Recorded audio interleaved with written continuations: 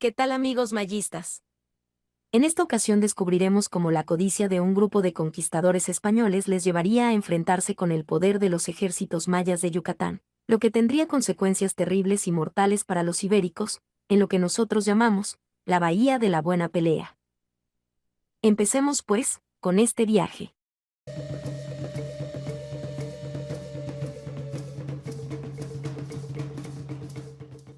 22 de marzo de 1517. Una expedición de 3 navíos y un grupo de alrededor de 110 hombres navega a lo largo de la costa de la península de Yucatán. Su misión original, patrocinada por el gobernador de Cuba, don Diego Velázquez, era buscar nuevas tierras e investigar la posibilidad de la existencia de oro y esclavos en las nuevas tierras, evitando en todo momento abandonar los barcos y adentrarse tierra adentro, pero la tripulación tiene mucha sed. Sus barriles de agua, viejos y de mala calidad, se han roto, perdiendo todo el líquido. Desembarcar y conseguir agua es, pues, imperioso. Unos días antes, los españoles habían avistado tierra y la avaricia les había hecho desobedecer las órdenes del gobernador y desembarcar en una ciudad maya en la costa. Los mayas les habían recibido pacíficamente, pero con recelo. Las construcciones de esta ciudad maya dejan asombrados a los españoles. Son edificios de piedra labrada y están pintados y decorados con pintura, muy diferentes a las sencillas chozas en las que vivían los taínos de Cuba. Los mayas locales también parecen más civilizados que sus contrapartes de las islas del Caribe. Los españoles no lo saben, pero acaban de desembarcar, sin permiso, en los dominios del Tlayaquímpech, y su suerte está a punto de dar un siniestro giro. Habían pasado 25 años desde que Colón había llegado a América. En ese corto tiempo, los españoles habían establecido ricas haciendas productoras de caña en Cuba, generando más azúcar que nunca en la historia y gracias a la exportación de esta. En los banquetes europeos existía un frenesí de productos azucarados. Los europeos ricos organizaban banquetes con dulces, panes y pasteles hechos de azúcar, de 1000 formas primorosas. Gracias a la disponibilidad de azúcar, hasta la gente común podía comer algún bocadillo dulce, algo que antes había estado vetado para ellos. Esto creó un efecto bola de nieve en el que la demanda aumentó, por lo que los hacendados españoles que vivían en Cuba se hicieron inmensamente ricos y anhelaban producir más, para satisfacer la demanda.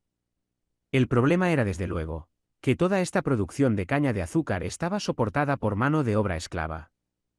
Miles y miles de pacíficos indígenas taínos e isleños del Caribe, que habían primeramente recibido a los españoles con amabilidad, habían sido traicionados y forzados a trabajar hasta la muerte en las productivas plantaciones de caña.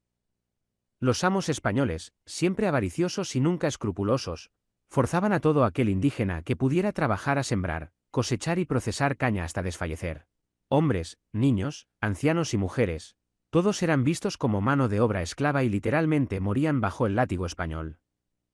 Los isleños, que antes de la llegada de los españoles habían vivido vidas simples, en pueblos pequeños dedicados a la pesca y la recolección, no estaban habituados a los trabajos forzados y morían rápidamente de cansancio y estrés, al tiempo que las enfermedades que los españoles habían traído consigo del viejo mundo hacían estragos en ellos, como la viruela y el cólera. No es de extrañarnos que, para 1517, Cuba y las islas aledañas estaban desprovistas de sus poblaciones indígenas originales. La demanda de esclavos no dejaba de aumentar, así que los españoles organizaban expediciones cada vez más extendidas para acoger ladinos, como ellos le llamaban a su cruel forma de secuestrar nativos para esclavizarlos. Estas expediciones eran muy simples de llevar a cabo, ya que los isleños no tenían una cultura guerrera y a menudo ni siquiera tenían armas. Los españoles de la época simplemente atacaban alguna aldea en una isla y a mano limpia golpeaban y sometían a toda la población. Familias enteras eran encadenadas y llevadas a los barcos, para ser transportadas a las plantaciones de Cuba y morir ahí, extenuados, después de ser brutalmente explotados día y noche. Por si esto fuera poco, cronistas como Fray Bartolomé de las Casas menciona cómo las mujeres nativas eran sometidas a una cruel explotación sexual, niñas pequeñas eran vendidas a lupanares con este propósito, llegando al extremo de que muchos nativos entregaban voluntariamente a sus hijas a los españoles hacendados, con tal de ahorrarles el sufrimiento de ser prostituidas y abusadas por los traficantes de esclavas. El gobernador de Cuba, don Diego Velázquez, y uno de los hacendados más ricos de la isla, Francisco Hernández de Córdoba, deciden ponerle solución al problema de la falta de mano de obra esclava, organizan una gran expedición en busca de nuevas islas que rapiñar, seguros que en estas habría más aldeas llenas de isleños pacíficos que secuestrar. Podría haber oro y quién sabe qué riquezas más. Cabe mencionar que no todos los españoles vivían bien en Cuba, miles de ellos habían emigrado desde España sin nada y al cabo de 20 años seguían siendo tan don nadies como lo habían sido en España, otros habían logrado algo de éxito como secuestradores de indígenas o marinos, pero eran pobres y andaban descalzos y casi desnudos, pues la ropa traída de Europa se les había podrido mucho tiempo atrás, estaban muy lejos pues de la imagen romántica, del soldado español en la armadura reluciente que se pinta en los libros de historia. Habían también algunos jóvenes españoles que habían llegado a Cuba pocos años atrás, en busca de oportunidades, como Bernal Díaz, un joven soldado que nada más escuchó de los planes de la expedición de Hernández de Córdoba. Decidió sumarse a la misma como soldado y cronista, y es a quien debemos los detalles de esta. Bernal Díaz nos da muchos datos acerca de esta expedición. Nos dice que él y muchos compañeros españoles buscaban fortuna y aunque para participar en la expedición tuvieron que financiarse sus propias armas y equipo personal, puesto que el gobernador Velázquez solo proporcionaría lo necesario para 3 barcos, con sus equipos, pertrechos y comida. Como cabe de esperarse, al ser una expedición privada, muchos gastos tuvieron que recortarse, entre ellos, y este es un importante detalle, se compraron unos barriles de agua de medio uso, viejos y con marcas de haber sido usados por muchos años. En cuanto al armamento, como Bernal menciona que cada quien se armó como pudo, este era bastante modesto. Aunque se contaba con ballestas, espadas, falconetes, que son unos pequeños cañones ligeros portátiles, y algunas escopetas.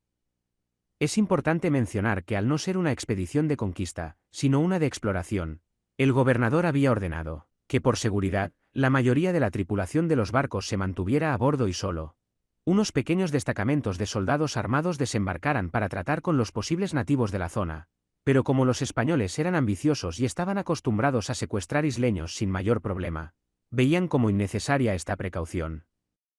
Regresemos al futuro, al 22 de marzo de 1517. Los españoles ya habían visitado primeramente Isla Mujeres en lo que hoy es Quintana Roo y después conocieron la ciudad costera de Cab, donde fueron recibidos pacíficamente. Ahora, en esta nueva ciudad, los españoles están algo más confiados. Los habitantes de esta ciudad visten ropa de algodón y dan muestras de tener un grado de civilización más avanzado que los isleños. A pesar de la barrera del idioma, los mayas indican que su población en el idioma maya yucateco es parte de los dominios del Akin Pech, donde Akin es el título de un gobernante sacerdote solar y Pech el apellido de dicho sacerdote, por lo que se encuentran en la jurisdicción de este. Los españoles, como siempre, proceden a actuar como si el lugar no existiera antes que ellos llegaran y nombran arbitrariamente al pueblo San Lorenzo. A pesar de la desconfianza mutua, los mayas, que tienen estrictas normas de hospitalidad, les ofrecen agua y comida, y todo parece ir en paz, pero en algún momento, la desconfianza se vuelve hostilidad. Bernal Díaz no es muy explícito en por qué los mayas reaccionan mal, pero el comportamiento fanático de los españoles ante los templos y dioses mayas y su general falta de respeto por los indígenas, a los que consideraban poco menos que animales salvajes y esclavos potenciales, pudo haber causado situaciones en las que los mayas se sintieran ofendidos. Tal vez alguno intentó agredir a algún principal, arrebatarle algún pendiente de oro a otro o simplemente le faltaron el respeto a algún templo intentando destruir a algún dios, no sabemos. Pero el punto es que pronto estallaron las hostilidades. La guarnición local maya reaccionó y se dio una breve batalla, que resultó en los españoles abandonando apresuradamente el lugar y abordando sus barcos. Al regresar a sus barcos, los españoles estaban en la misma situación que antes. Sus barriles y vasijas seguían teniendo filtraciones y habían perdido toda el agua, por lo que ya que la sed de la tripulación era abrasadora, era de vital importancia para la expedición encontrar agua dulce, así que se decidió avanzar por la costa hasta perder de vista a los nativos hostiles y a unos 60 kilómetros al sur, divisaron un río que desembocaba en el mar, conocido hoy como río Champotón, por lo que decidieron desembarcar para poder reabastecerse de agua.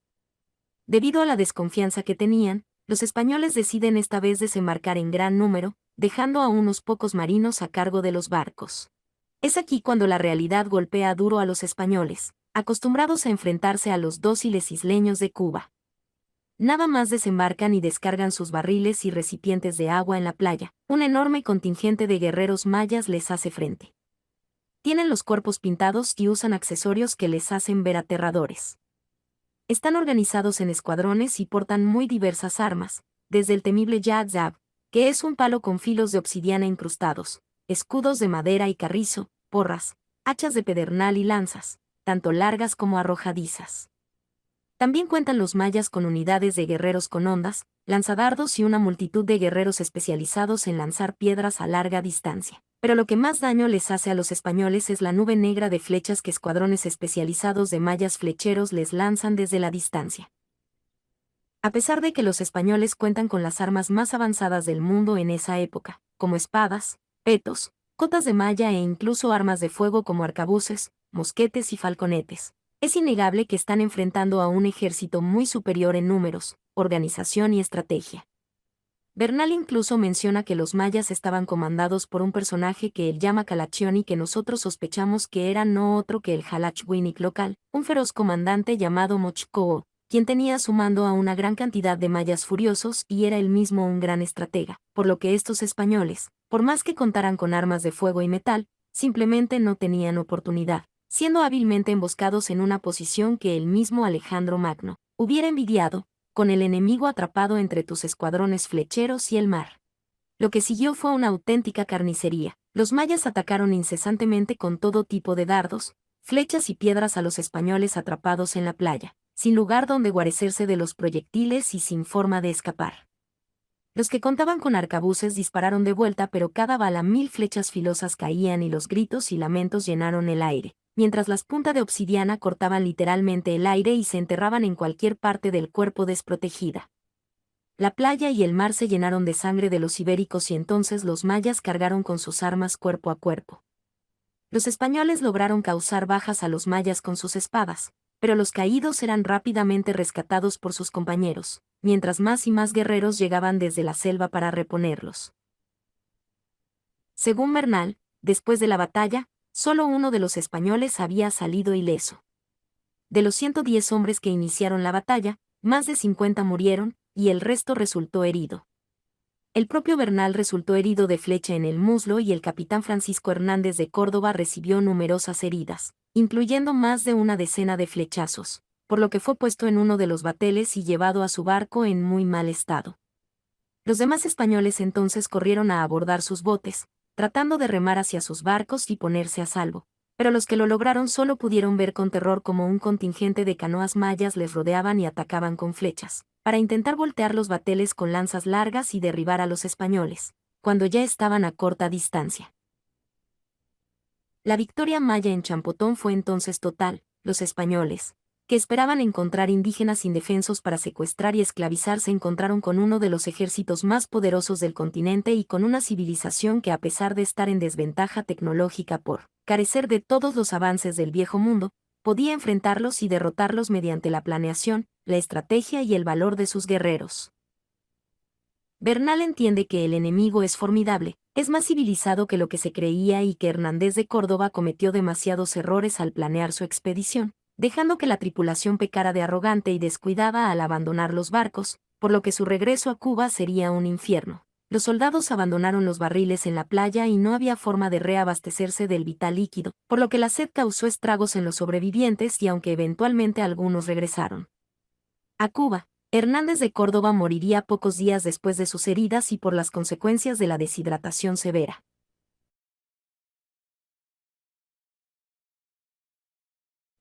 ¿Por qué los mayas habían atacado tan ferozmente? ¿A qué se debía que los mayas de Isla Mujeres y los de Cab habían sido amistosos, pero los mayas de Champotón simplemente los habían masacrado? Era como si alguien les hubiera advertido de la maldad de los españoles y sus intenciones de robar sus pueblos, matarlos, violar a sus mujeres y secuestrar a sus hijos. Bernal Díaz sugiere que esto es obra de un español que se había pasado al lado de los mayas y les había advertido de la llegada de los ibéricos y de su régimen de terror y muerte. Alguien que respondía al nombre de Gonzalo Guerrero, antiguo español esclavista y ahora capitán de los ejércitos mayas. Esto fue todo por esta ocasión. Muchas gracias por tu visita a este canal. Si te gustó, No olvides darle like y suscribirte. Nos vemos en el próximo episodio.